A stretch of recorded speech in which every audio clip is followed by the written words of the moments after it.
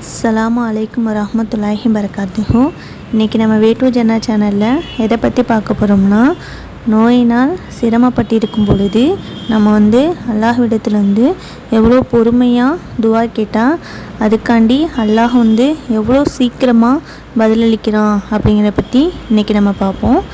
அதான் இப்னு யசார் அவர்கள் அறிவிக்கிறாங்க, ஒரு அடியான் நோயினால் கஷ்டப்படும்போது அவனுக்காண்டி பரக்கத்தான 2 மலக்குமார்களை அல்லாஹ்தாலா அனுப்பி வைக்கிறானா. அந்த மலக்குமார்கள் அந்த அடியான் தலைமாட்டிலேயே அமர வைத்திருப்பாங்களாம். அந்த அடியான் நோயினால் கஷ்டப்படும்போது நல்ல வார்த்தைகளை பேசி கொண்டிருந்தால், ரப்பி இன்னி மசன்னிய துர்ரு வ அந்த அர்ஹமர் ராஹிமீன், யா அல்லாஹ், எனக்கு நோய் ஏற்பட்டு விட்டது, நீதான் மிகவும் கருணை உடையவன்.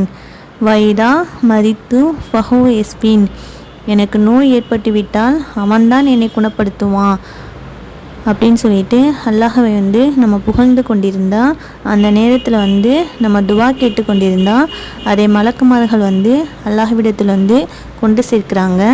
அந்த நிலையில் அந்த அடியான் மரணித்து விட்டால் அல்லாஹ்தாலா அந்த அடியானை சொர்க்கத்தில் நுழைய செய்கிறான். அந்த அடியான் மரணிக்காமல் உயிரோடு இருந்தான்னா அவனுடைய நோயை அல்லாஹ் குணப்படுத்துகிறான். அவனுடைய உடலை முன்பிருந்ததை விட சீர்மையாக்குறான். அவனுடைய இரத்தத்தை சுத்தப்படுத்துகிறான். அவன் செய்த பாவங்கள் அனைத்தையும் அல்லாஹ் மன்னிக்கிறான். நம்ம நோயினால் கஷ்டப்படும்போது நம்ம அல்லாஹ்வை பாராட்டினா நம்ம உயிரோடு இருந்தாலும் அதை சிறப்பாக்கி வைக்கிறான், நம்ம மரணித்து விட்டாலும் அதை சிறப்பாக்கி வைக்கிறான்.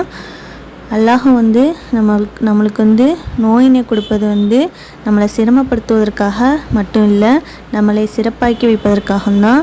அல்லாஹ் எனக்கும் உங்களுக்கும் நோய் இல்லாத அழகான வாழ்க்கையை அல்லாஹ் நம்மளுக்கு தந்தருள் புரிவானாக.